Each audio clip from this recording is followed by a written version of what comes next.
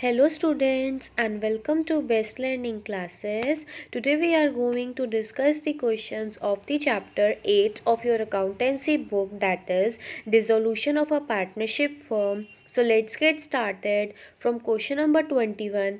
A, B and C were partners in a firm sharing profits and losses in the ratio of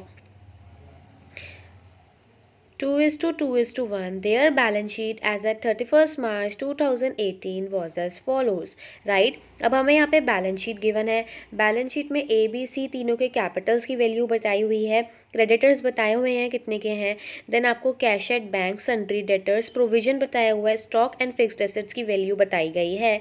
वो बोल रहे हैं कि on the above date क्या है स्टूडेंट्स, 31st मार्च 2018 को इनकी फर्म क्या हो गई है, डिसॉल्व हो गई है। ठीक है, फिक्स्ड एसेट्स हैं 6,75,000 के। देन आपको स्टॉक की, डेटर्स की, क्रेडिटर्स की वैल्यू जो है वो बताई गई है। वो बोल रहे हैं क्रेडिटर्स को हमने 1,85,000 पे करे, वो भी फुल सेटलमेंट में। ठीक है, तो मैम इसका क्या मतलब हुआ, what do we mean by full settlement. तो देखिए स्टूडेंट्स, इसके लिए आप क्या करेंगे, देखिए आपको क्रेडिटर्स बोले हैं कि आपने 1,85,000 उन्हें पे करे और वो फुल सेटलमेंट में पे करे, मतलब अब आपके क्रेडिटर्स क्या हो गए, ख़त्म हो गए पे करने के बाद। राइट, तो क्रेडिटर्स थे कितने, 2 लाख की वैल्यू थी क्रेडिटर्स की, हमने 1,85,000 पे करे हैं, तो हमें डिस्काउंट मिल गया। कितने रुपए का डिस्काउंट मिल गया, 15,000 का, तो हमें डिस्काउंट ही मिल गया। क्लियर है ये चीज़। देन रियलाइजेशन पे जो एक्सपेंसेस हुए हैं वो 19,000 के हुए हैं। वो कह रहे हैं आप हमें जर्नल एंट्रीज पास करके दिखा दो। राइट, तो ठीक है स्टूडेंट्स, हम एक एक करके हर एक एंट्री को करते हुए चलेंगे। तो जैसे सबसे पहले हम लोगों क्या करेंगे, आपको जहाँ पे जो भी चीज़ें गिवन है, ठीक है, उसके हिसाब से हमें एक चीज़ करनी है। तो आपको सबसे फर्स्ट लाइन में क्या गिवन है कि जब हमने फर्म को डिसॉल्व करा तो हमें क्या क्या पैसा मिला, रियलाइज्ड। राइट, तो रियलाइज किन किन चीज़ों से होगा, एसेट्स से हमें पैसा मिलेगा। राइट, तो एसेट्स कौन कौन से होंगे स्टूडेंट्स, वो आपको आइडेंटिफाई करना है यहाँ पे। तो मुझे यहाँ पे दिख रहा है कि सन्ड्री डेटर्स हैं, स्टॉक है, फिक्स्ड एसेट्स हैं, इन सब से मेरे को क्या हुआ, पैसे मिले। कितने कितने मिले मैम, ये चीज़ हमें क्वेश्चन में मेंशन है। राइट, तो वहीं से ही हमें ये चीज़ पता लगेगी, वहाँ से आपको ये लिखते जाना है। बोला है फिक्स्ड एसेट्स से 6,75,000 मिले हैं, स्टॉक से 3,39,000 मिले हैं, और वो बोल रहे हैं कि डेटर से ना 1,35,000 मिले हैं। बट मैम आपने तो यहाँ पे सारे अमाउंट अलग लिखे हैं जो वहाँ पे लिखा है। स्टूडेंट, अलग लिखने का रीज़न ये है कि हम लोग यहाँ पे सिर्फ वही अमाउंट लिखेंगे जितने की वो चीज़ थी। राइट, मतलब स्टॉक मुझे बैलेंस शीट के अंदर 3 लाख का गिवन था, मैंने 3 लाख मेंशन किया। फिक्स्ड एसेट्स मुझे वहाँ पे 7,10,000 के मेंशन थे, मैंने वो मेंशन करे हैं। ठीक है, और सन्ड्री डेटर्स मुझे 1,95,000 के गिवन थे, मैंने वही यहाँ पे भी मेंशन किया है। रीज़न ये है कि मुझे इस पे रियलाइजेशन पे बेचने से, उस एसेट्स को रियलाइज़ करने से मुझे प्रॉफिट होता है या लॉस होता है, मुझे उस चीज़ से लेना देना नहीं है। ये हमने पढ़ा था। क्लियर है ये चीज़। अब आगे बढ़ते हैं। आगे देखिए मैंने क्या किया, अब मैंने क्या किया, सन्ड्री क्रेडिटर्स और प्रोविजन ले लिया।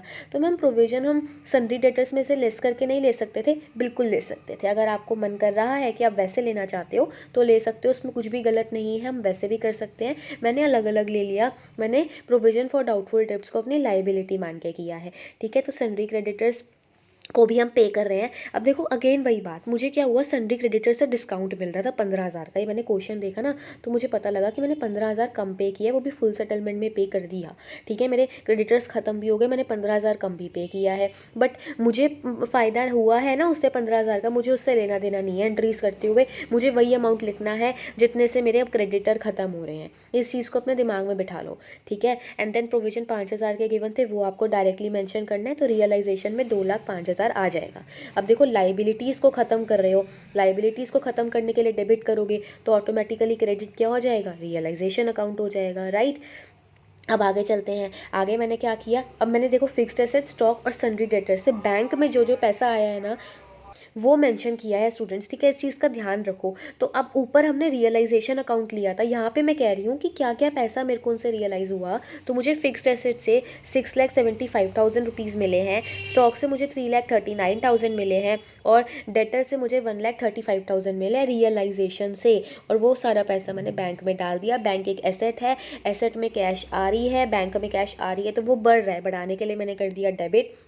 और ये है मेरे सारे एसेट्स जो रियलाइज़ हो रहे हैं, ख़त्म हो रहे हैं। तो एसेट्स को ख़त्म करने के लिए मैंने क्रेडिट कर दिया और नरेशन में भी लिख दिया कि being asset sold for cash और bank whatever you want you can write. Clear है? अब आगे बढ़ते हैं। अब मैंने क्या लिखा, जब मैंने क्रेडिटर्स पे करे होंगे स्टूडेंट्स, तो मेरे पास से मेरी फर्म में से कैश चली गई होगी, बैंक चला गया होगा।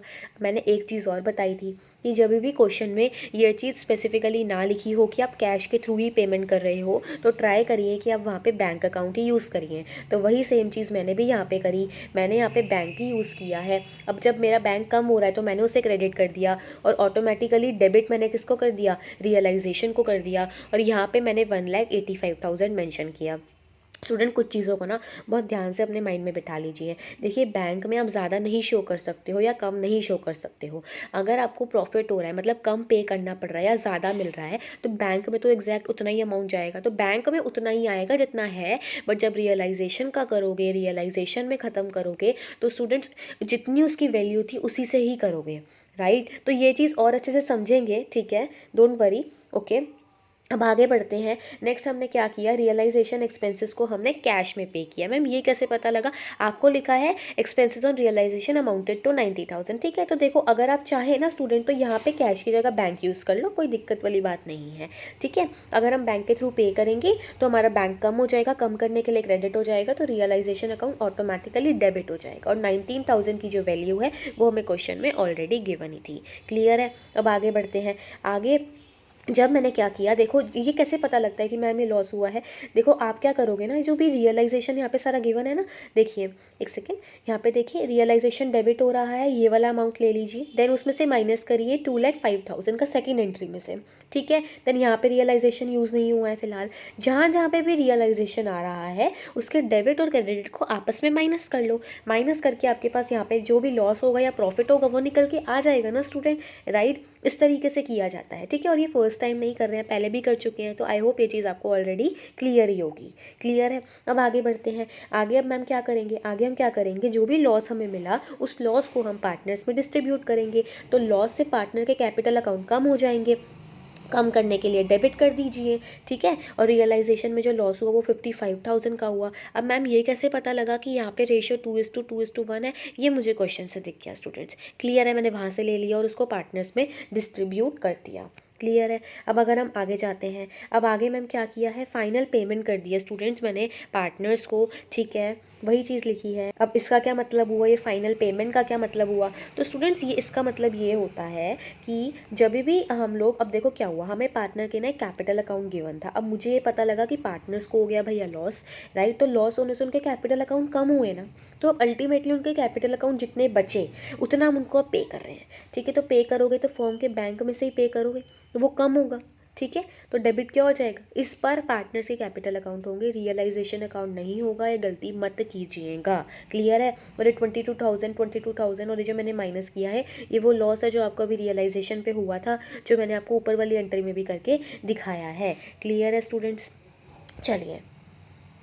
चलिए अब क्वेश्चन नंबर 22 देखते हैं, ठीक है। क्वेश्चन नंबर 22 में हमें क्या गिवन है, हमें बोल रहे हैं Aanchal and Vichal were partners in a firm sharing profits in the ratio of 3:5 on 31 March 2022। Their balance sheet was as follows. अब हमें बैलेंस शीट में से देखिए क्या क्या गिवन है, कैपिटल अकाउंट्स के बैलेंसेस दे दिए, क्रेडिटर्स की वैल्यू बता दी, एम्प्लॉय प्रोविडेंट फंड बता दिया, land building machinery debtors cash at bank, ये सब हमें क्लियर कर दिया, ठीक है।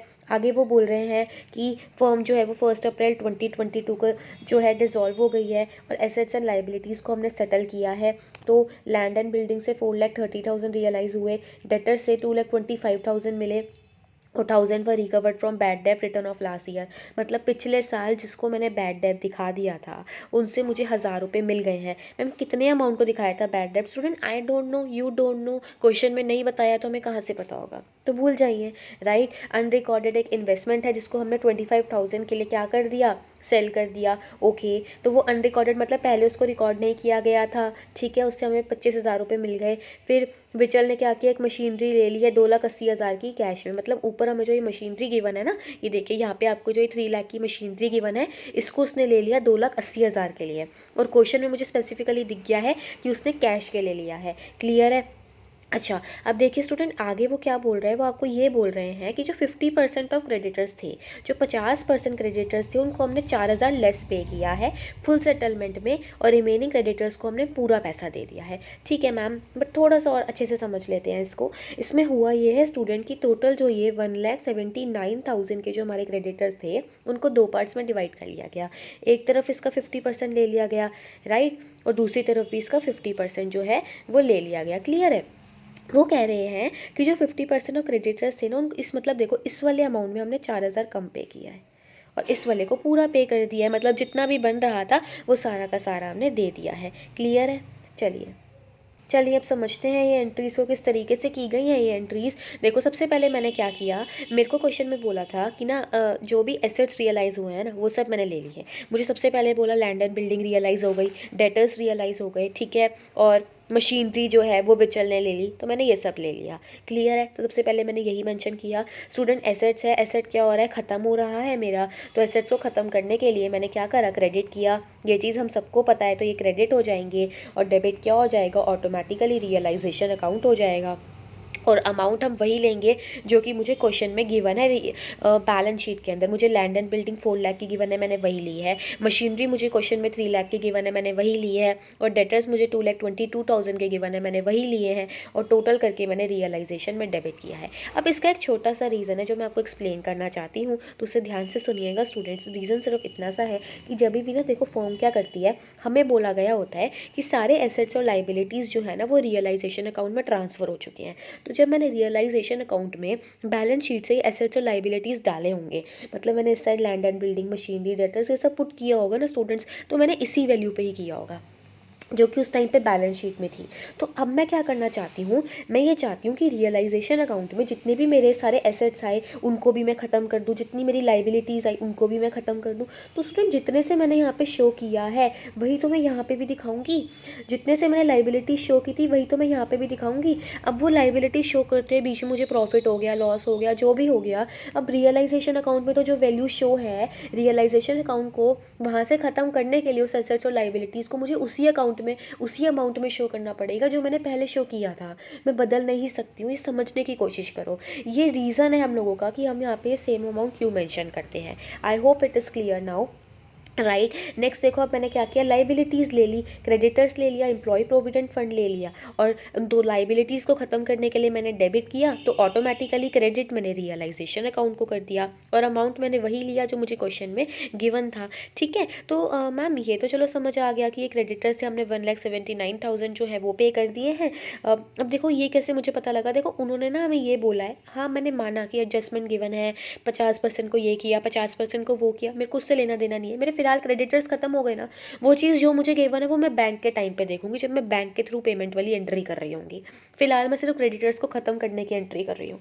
ठीक है, अब मैम यहाँ पे तो कहीं पे भी एम्प्लॉय प्रोविडेंट फंड गिवन ही नहीं था। तो स्टूडेंट ऐसा सेम क्वेश्चन पहले भी आया था, उसमें भी हमने यही किया था कि लाइबिलिटीज़ के बारे में अगर आपको क्वेश्चन में स्पेसिफिकली गिवन हो या ना हो, आपको हमेशा लाइबिलिटी को ख़त्म किए हुए ही दिखाना है, क्योंकि फर्म को अपनी लाइबिलिटीज़ को सेट ऑफ करना मैंडेटरी होता है। क्लियर है ये चीज़? अब आगे बढ़ जाते हैं, आगे क्या करेंगे। अब देखिए मैंने क्या लिखा है, बीइंग डेटर्स रियलाइज। अब मैं आ गई बैंक वाली एंट्रीज करने पे। पहले मैंने सारी रियलाइजेशन में एसेट्स को सेट ऑफ कर दिया, लाइबिलिटीज़ को सेट ऑफ कर दिया। अब मैं बैंक के थ्रू पेमेंट करूँगी, देन प्रॉफिट एंड लॉस जो भी होगा उसको ट्रांसफ़र करूँगी, एंड देन मेरा क्वेश्चन जो है वो क्या हो जाएगा, फिनिश हो जाएगा। तो सबसे पहले मैंने क्या किया, डेटर्स को रियलाइज़ किया। मुझे क्वेश्चन में बोला है 2,25,000 मिले हैं। मैम वहाँ तो लिखा है विद इंटरेस्ट, मुझे क्या पता इंटरेस्ट, क्या क्वेश्चन में कुछ भी चीज़ गिवन है इंटरेस्ट के बारे में? नहीं, तो इग्नोर कर दो, जितना पैसा बैंक में आया वो लिख दो, राइट। और ऑटोमेटिकली क्रेडिट क्या हो जाएगा, रियलाइजेशन अकाउंट। ठीक है ना? चलिए अब आगे बढ़ जाते हैं। आगे मैंने क्या किया, बैड डेब्ट्स रिकवर हुए बैंक से। बैड डेब्ट जब हमें रिकवर हुए तो हमारे बैंक में पैसा आया। जब तक स्पेसिफिकली मुझे गिवन नहीं था इन कैश, मैंने बैंक ही यूज़ किया है। 1,000 मुझे बैड डेब्ट से मिले हैं, बीइंग बैड डेब्ट्स रिकवर्ड। ठीक है, तो अगर मैं इसको डेबिट कर रही हूँ तो ऑटोमेटिकली क्रेडिट में रियलाइजेशन अकाउंट को कर दूँगी। आगे चलते हैं। आगे हमें क्या बोला गया कि एक अनरिकॉर्डेड इन्वेस्टमेंट थी वो रियलाइज़ हुई। ठीक है, तो कोई इन्वेस्टमेंट थी जो कि हमने रिकॉर्ड नहीं की हुई थी, उससे मुझे पैसा मिल गया। ठीक है, अल्टीमेटली जो रिजल्ट हुआ है वो ये हुआ है कि बैंक पे पैसा आया, एसेट बड़ा डेबिट कर दिया 25,000 से, तो क्रेडिट क्या हो गया, ऑटोमेटिकली रियलाइजेशन। हाँ बस इस चीज़ का ध्यान रखिएगा कि नरेशन बहुत अच्छे से लिख दीजिएगा इन सब क्वेश्चंस में। क्लियर है? अब आगे चलते हैं। आगे उन्होंने हमें ये बोला है कि जो मशीनरी है ना स्टूडेंट, वो ले ली गई है 2,80,000 के लिए। तो ठीक है ना स्टूडेंट, वो सब भी मेंशन कर दो। देखो फर्म में पैसा आ रहा है ना 2,80,000, तो वो ले बस लिख दो, राइट। चलिए, अगर बैंक डेबिट होगा तो ऑटोमेटिकली रियलाइजेशन अकाउंट क्रेडिट ही होना है, ठीक है। अब आगे बढ़ जाते हैं। आगे हमें बोला गया था कि लैंड एंड बिल्डिंग को हमने बेचा है और उससे मुझे 4,30,000 मिले हैं, ठीक है। तो उस चीज़ को मेंशन कर दिया मैंने, लैंड एंड बिल्डिंग से 4,30,000 मिले, वो लिख दिया, नरेशन में लिख दिया being land and building sold, right. अब आगे बढ़ जाते हैं। आगे आपने क्या किया, हमने किया है क्रेडिटर्स को हमने क्या किया, पे किया है। देखो ये थोड़ा देखो समझ लो, एक बार दोबारा से समझ लेते हैं। क्रेडिटर्स थे हमारे 1,79,000 के, उसको स्टूडेंट 50-50% में क्या किया गया, डिवाइड किया गया, ठीक है, जो कि मैंने लिख दिया 89,500 एंड 89,500। उन्होंने बोला कि जो ये 89,500 था ना, इसको आपने 4,000 कम दिए, ठीक है, और बाकी के जो थे उसको पूरा का पूरा पैसा दे दिया। तो हमने इतना पैसा हमारे बैंक में से गया, पर क्रेडिटर्स पूरे के पूरे ख़त्म हो गए। बस इतना सा ही तो फ़र्क पड़ा, क्लियर है। वो ये मतलब देखो, इससे आपको एक चीज़ और समझ आई होगी नहीं, कि ना जो क्रेडिटर्स होते हैं वो ज़रूरी नहीं है कि एक ही पर्सन से आपने क्रेडिट लिया हो और उसी पर्सन को पे करना हो। दो अलग अलग पर्सन को मिला के भी बैलेंस शीट में क्रेडिटर शो हुआ हो, ऐसा भी हो सकता है, क्लियर है। चलिए, तो अब आपको ये समझ आ गया होगा कि ये 1,75,000 हम यहाँ पे क्यों मेंशन कर रहे हैं, क्लियर है। 8th वाली एंट्री में, और आप ब्रैकेट में लिख सकते हो कि ये अमाउंट हमारे पास वर्किंग नोट से जो है वो निकल के आया है, ठीक है। आगे अब देखिए क्या किया, एम्प्लॉय प्रोविडेंट फंड आपने पे किया। देखो मतलब स्टूडेंट होता क्या है ना, आपको इस क्वेश्चन में करना क्या है, रिजोल्यूशन में पहले आइडेंटिफाई करना है कि क्या क्या एसेट्स और लाइबिलिटीज़ को हमें रियलाइजेशन से ख़त्म करना है। वो आइडेंटिफाई करने के बाद अब आप क्या करोगे, बाद में उसकी पेमेंट करोगे। अब ये तो नहीं है ना कि भाई अगर इतना कर दिया हमने, रियलाइजेशन में ख़त्म कर दिया तो वो ख़त्म हो गए, नहीं ना स्टूडेंट्स। ऑब्वियस ही बात है कि अगर हम लोग अपने रियलाइजेशन में ख़त्म कर रहे हैं तो एसेट्स को ख़त्म करने पे पैसा ज़रूर मिला होगा और लाइबिलिटीज़ को सेट ऑफ करने के लिए पैसा ज़रूर गया होगा, तो उसकी भी तो एंट्री करके दिखानी पड़ेगी ना एग्जामिनर को, राइट। तो वही सेम चीज़ हम यहाँ पे भी कर रहे हैं। एम्प्लॉय प्रोविडेंट फंड पे कर रहे हो, आपके बैंक में से पैसा जा रहा है तो वो क्रेडिट हो रहा है, तो ऑटोमेटिकली डेबिट क्या हो जाएगा, रियलाइजेशन अकाउंट आ जाएगा। और 21,000 का गिवन था, इसके बारे में हमें कुछ नहीं बताया कि प्रॉफिट हुआ है कि लॉस हुआ है। फिर वही करोगे स्टूडेंट, डेबिट और क्रेडिट रियलाइजेशन के जो बैलेंस आ रहे हैं ऊपर की सारी एंट्रीज में, उनको आपस में प्लस माइनस कर लेना। तो रियलाइजेशन का डेबिट बैलेंस लास्ट में बच रहा है, इट मीन से प्रॉफिट हो रहा है, ठीक है। मतलब देखो जब हम रियलाइजेशन अकाउंट बनाते हैं तो अगर इस साइड बैलेंस बचता है तो वो प्रॉफिट होता है, और इस साइड होता है तो लॉस होता है। तो अगर कभी भी रियलाइजेशन का लास्ट में क्रेडिट बैलेंस बच रहा हो तो समझ जाना कि लॉस हुआ है, और अगर डेबिट बैलेंस बच रहा हो तो वो क्या हो जाएगा, वो हमारा प्रॉफिट हो जाएगा। तो इस केस में क्या हुआ, प्रॉफिट हो गया, क्लियर है ना। अब देखो, जो भी मेरा प्रॉफिट था उसको मैंने पार्टनर्स में डिस्ट्रीब्यूट कर दिया। मैम किस रेशो में किया, 3:5 के रेशो में, जो कि मुझे ऑलरेडी क्वेश्चन में गिवन थी, क्लियर है। मैंने उसी रेशो में डिस्ट्रीब्यूट किया 43,000 को, ठीक है। चलिए अब आगे बढ़ जाते हैं। मैम ये क्या है, देखो स्टूडेंट ये एक ना ये एंट्री है जो आप लोग करके दिखा सकते हो, जो कि मैंने आपको पिछले क्वेश्चन में भी करके दिखाई, कि हम क्या करते हैं, आप पार्टनर्स को पे करते हैं। तो वो किस तरीके से करेंगे, ऊपर अब हमें क्या हुआ, प्रॉफिट हुआ, ठीक है। तो देखो आंचल का जो हमें पहले से बैलेंस गिवन था ना, वो 3 लाख का गिवन था इन बैलेंस शीट, इसमें प्रॉफिट का अमाउंट प्लस कर दो, वो उसको दे दोगे, राइट। अगर विचल की बात करें तो 5 लाख का अमाउंट हमें इसका गिवन था, तो इसमें भी जो प्रॉफिट का अमाउंट है वो प्लस करोगे, फिर ही तो उसको दोगे ना। तो अगर लॉस होता है तो माइनस कर देते हैं, प्रॉफिट हुआ तो हमने प्लस कर दिया, क्लियर है। चलिए चलिए, last question for this video, 23 question देख लेते हैं। हमें बोला है कि Bell and Yale are equal partners, right. They decide to dissolve their partnership on 31 March 2022, ठीक है। कब डिसॉल्व कर रहे हैं वो अपनी फर्म को, 31 मार्च 2022 को। कैपिटल के बैलेंसेस बता दिए, जनरल रिजर्व का अमाउंट बता दिया, लोन कितना लिया है, बेल के थ्रू, लोन बाय बेल। देखो अब ये चीज़ समझो, loan by Bell liability side पे लिखा है, मतलब कि ये फर्म के लिए क्या है, लोन है। तो लोन हमारा है, फर्म का लोन है, लोन लिया किससे है, बेल से लिया है। तो स्टूडेंट देखो ये हमने पढ़ा है कि जो फर्म होती है वो अलग होती है, एंड पार्टनर्स मतलब कि उसके जो होते हैं वो अलग होते हैं, राइट। तो वही सेम चीज़ यहाँ पे भी देखो, उन्होंने आपको ये चीज़ प्रूव करके दिखाई है कि बेल के थ्रू लोन लिया है बट फर्म अलग है, क्लियर है। तो इसीलिए उसको लाइबिलिटी साइड पे आपने मेंशन किया है। ये चीज़ हमें अब क्या हो गई, क्लियर हो गई। चलिए उसके बाद हमें बोला है क्रेडिटर्स की वैल्यू है 14,000 की, ठीक है भाई, ये भी चीज़ समझ आ गई। Building, machinery, furniture, debtor, stock, bank, ये सब हमें यहाँ पे दे दिया, ठीक है। अब आगे बढ़ते हैं। आगे उन्होंने हमें क्वेश्चन में बोला है कि एसेट्स क्या क्या रियलाइज़ हुए हैं स्टूडेंट्स। वो बोल रहे हैं कि एसेट्स में स्टॉक से आपको 22,000 मिला, डेटर से 7,500 मिला, मशीनरी से 16,000 मिला और बिल्डिंग से 35,000 मिला।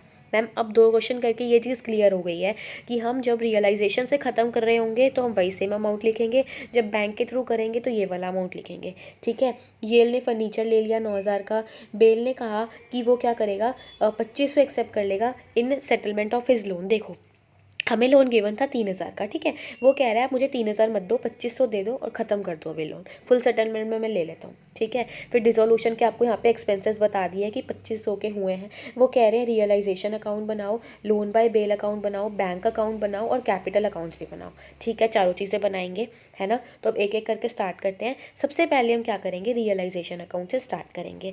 तो जैसे कि हमें पता है कि जब भी हम लोग ये चीज़ें ऐसी क्रिएट करेंगे तो सारे के सारे एसेट्स को हम डेबिट साइड पे पुट कर देंगे। तो सबसे पहले मैं वही कर रही हूँ। ठीक है, मैंने क्या किया, बिल्डिंग दिखी, मशीनरी दिखी, मुझे उसके बाद फर्नीचर दिखा, डेटर्स दिखे, ठीक है, स्टॉक दिखा, वो सब मैंने यहाँ पे मेंशन कर दिया। बैंक आप नहीं लिखोगे, कैश और बैंक अगर होगा तो वो चीज़ मेंशन नहीं की जाती है। फिर मैं दूसरे साइड गई, मुझे वहाँ पे सिर्फ क्रेडिटर्स एक ऐसी चीज़ दिखे जो कि मुझे यहाँ पे शो करने हैं, उसके अलावा कोई भी चीज़ यहाँ पे नहीं आएगी। ये भी चीज़ मुझे समझ आ गई। अब हम क्या करेंगे, धीरे धीरे करके देखेंगे कि क्या क्या चीज़ें सेट ऑफ करनी है और किसकी क्या क्या फिर एंट्रीज करते जानी है। ठीक है स्टूडेंट, तो अपनी बुक में क्वेश्चन खोल लीजिए और वहाँ पे देखिए सबसे पहले बोला गया है, देखो अब मैं क्या कर रही हूँ स्टूडेंट, बैंक में लिख रही हूँ। बैंक में मतलब जितना पैसा स्पेसिफिकली आया है गया है वो लिखा जाएगा। तो मुझे स्टॉक से 22,000 मिले, डेटर से 7,500 मिले, मशीनरी से 16,000 मिले और बिल्डिंग से 35,000 मिले। ये चीज़ मैंने मेंशन कर दी। क्लियर है ये चीज़। अब मैं आगे गई, पहले मैं आपको सारे एसेट्स को बता रही हूँ, मतलब मैं क्या करूँगी, मैं बिल्कुल सीरियल वाइज चलूँगी ताकि मेरा कुछ रह ना जाए। जैसे जैसे मुझे ABCD करके गिवन है ना, मैं बिल्कुल वैसे वैसे लिखूँगी और लास्ट में देखूँगी कि कोई लाइबिलिटी मेरी सेट ऑफ करनी रह तो नहीं गई। क्लियर है, तो आपको भी सेम वही पैटर्न फॉलो करना है जो मैं कर रही हूँ, इससे आपकी कोई भी चीज़ मिस आउट नहीं होगी। क्लियर है ये चीज़। अब मुझे B वाले पॉइंट में दिख रहा है कि वाई ने 9,000 का फर्नीचर ले लिया है, तो मैंने स्पेसिफिकली लिखा फर्नीचर टेकन ओवर, 9,000 को उसने फर्नीचर ले लिया, वो लिख दिया। अब फर्नीचर लेने पे उसको हमने डिस्काउंट दिया या कुछ भी हुआ, मुझे उससे लेना देना नहीं है। बैंक में जितना आया मैं अभी सिर्फ वही चीज़ें मेंशन कर रही हूँ। फिर आगे लिखा है कि Bell agree to accept 2500 in accept of is loan. तो स्टूडेंट देखो अल्टीमेटली हुआ क्या, लोन पे ऑफ किया तो वो आप लोगों ने यहाँ पे लिखा। ठीक है, उसके बाद डिसोल्यूशन के एक्सपेंसेस हुए 2500 के, वो चीज़ आपने यहाँ पे क्या करी, मेंशन करी। फिर बेल का जो लोन था वो आप लोगों ने लिख दिया यहाँ पे, राइट। तो ये सब चीज़ें हमने मेंशन कर दी। उसके बाद स्टूडेंट क्या कुछ रह गया, तो यस मैम क्रेडिटर्स। तो देखो क्रेडिटर्स अगर लिखा भी हो या ना लिखा हो, हमेशा लाइबिलिटीज़ हमें ख़त्म करनी है। तो ये वाली लाइबिलिटी को मैंने क्या किया, यहाँ पे आके ख़त्म कर दिया। तो ये चीज़ ध्यान रखना, ये चीज़ बहुत बच्चे गलत कर देते हैं कि ध्यान ही नहीं देते हैं। तो स्टूडेंट एसेट रह जाए ना एक बार को, that will work, but liability नहीं रहनी चाहिए। तो ये क्रेडिटर्स आपको पे ऑफ करने ही करने हैं। तब हमने सारी लाइबिलिटीज़ ख़त्म कर दी, रियलाइजेशन के जो एक्सपेंसेस हुए उससे हमने ख़त्म कर दिया। ठीक है, देन हर चीज़ ख़त्म होने के बाद मेरे पास जो बैलेंस बचा ना स्टूडेंट, वो कहाँ पे बचा, मेरे पास क्रेडिट साइड पे बचा। इट मीन्स मुझे क्या हो गया है, इस बार लॉस हो गया है। तो लॉस को मैं कौन से रेशियो में डिस्ट्रीब्यूट करूँगी, तो लॉस को मैं डिस्ट्रीब्यूट करूँगी 1:1 के रेशियो में, क्योंकि मुझे क्वेश्चन की फर्स्ट लाइन में ही गिवन है कि वो इक्वल पार्टनर्स है। तो मैंने 1:1 के रेशियो में दोनों में ये लॉस को डिस्ट्रीब्यूट कर दिया। लॉस हुआ था 16,500 का। क्लियर है। अब अभी हमारा क्वेश्चन फिनिश नहीं हुआ, वो कह रहे हैं कि पार्टनर्स कैपिटल अकाउंट भी हमें बना के दिखाइए। तो ठीक है भाई, बना देते हैं। सबसे पहले बैलेंस ब्रॉट डाउन लिख दो। ये कहाँ से आएगा, ये हमें क्वेश्चन में गिवन है 50,000 एंड 40,000।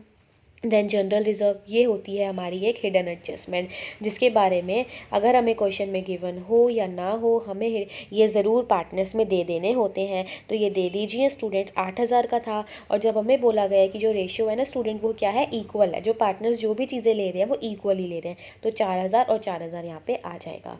ठीक है, देन उसने फर्नीचर लिया, तो डेबिट साइड पे क्यों लिखा, क्योंकि देखो जब वो फर्नीचर ले रहा है ना तो उसको पे करना पड़ेगा। तो जब वो पे करेगा तो उसका अकाउंट क्या हो जाएगा, डेबिट हो जाएगा। ठीक है, देन रियलाइजेशन में जो लॉस हुआ आपने वो मेंशन कर दिया। एंड देन लास्ट में जो हमारे पास ये क्या आई है, ये आई है हमारी balancing figure, nothing else, it is your balancing figure only. Clear है, चलिए अब आगे बढ़ जाते हैं। ठीक है, अब हमें क्या प्रिपेयर करना था, बेल का लोन अकाउंट। तो स्टूडेंट देखो लोन अकाउंट किस तरीके से बनाओगे, लोन अकाउंट होता है हमारा लाइबिलिटी बैलेंस, क्रेडिट बैलेंस होता है इसका। तो इसकी ओपनिंग फिगर जो है वो कौन से साइड पे आएगी, क्रेडिट साइड पे आएगी, जो कि हमें क्वेश्चन में गिवन थी 3,000 की। हमने बैंक से उसे सिर्फ 2,500 पे किए हैं। तो अब उसका बैलेंस कितना बच गया, जो कि हमने रियलाइजेशन अकाउंट में भी शो किया है 500 रुपये का। ये आपको दिख गया होगा रियलाइजेशन अकाउंट में। तो अगर किसी बच्चे को इसमें भी डाउट होगा तो वो अब क्लियर हो गया होगा, राइट स्टूडेंट्स।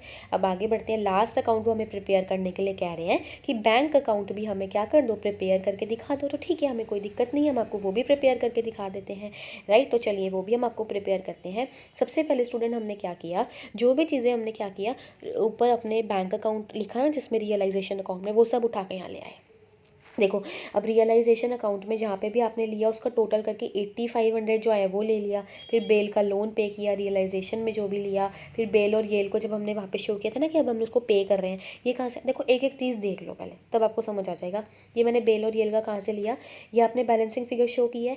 अब देखो मैम यहाँ पे बैलेंस इस पर कैरेट डाउन क्यों नहीं लिखेंगे स्टूडेंट, देखो अब आपकी फर्म हो रही है डिजॉल्व, अब हो रही है ख़त्म, तो ख़त्म हो रही है तो जितना भी उनका बैलेंस बचा उनको दे रहे हैं और कह रहे हैं अब जाओ भाई फर्म ख़त्म हो गई। तो लास्ट में क्या हुआ, बैंक आया, इसीलिए ये वाला आप एक बैलेंस लोगे, क्लियर है। उसके बाद यहाँ पे आ जाइए, देखिए अब यहाँ पे आपने कितनी जगह बैंक यूज़ किया है तो वो सब लोगे ना। देखो ये वाला बैंक का है, ये वाला बैंक का है, ये पूरा का पूरा ही जो आपको ये बैंक का गिवन है ये सभी तो लेंगे। तो ये सब चीज़ें ही तो हमने यहाँ पे शो की है, और क्या शो किया हुआ है, राइट। देखो बेल का लोन अकाउंट ले लिया, रियलाइजेशन में जहाँ पे भी मतलब बैंक जहाँ पे क्रेडिट हो रहा था वो सब ले रहे हो, बेल और येल को जो पार्टनर्स कैपिटल अकाउंट में शो किया वो ले लिया, देन रियलाइजेशन में जो 8500 आया ये शो किया। तो देखो अल्टीमेटली जो भी आपने एसेट्स को सोल्ड किया होगा ना, जो भी एसेट्स को हम लोगों ने क्या किया है, सोल्ड किया है, वो सब चीज़ें आपकी कहाँ पे आ जाएंगी, इधर आ जाएंगी इस साइड में, ठीक है। क्योंकि एसेट्स को सोल्ड करने से बैंक में पैसा आया होगा तो वो डेबिट हुआ होगा, और लाइबिलिटीज़ को सेट ऑफ करने के लिए जो भी पैसा गया है वो क्रेडिट पे आया होगा। और बेल को और येल को पे करते टाइम भी आप लोगों की अकाउंट में से पैसा गया होगा तो वो क्रेडिट हुआ होगा, राइट। और अल्टीमेटली स्टूडेंट कुछ भी बैलेंस नहीं बचा है, ठीक है। 91,500 जो है वो हमारे पास आ गया है, और 11,000 कहाँ से आए, ये हमें ऑलरेडी कहाँ पे गिवन था, बैलेंस शीट में ही गिवन था। आपकी दोनों साइड मैच हो गई, तो ये भी अच्छा हुआ, हमारी दोनों साइड मैच भी हो गई हैं, right. So that's it for this video students. Still if you have any doubt you can ask me in comment section, and if you find this video useful then please like, share and subscribe my channel. Thank you.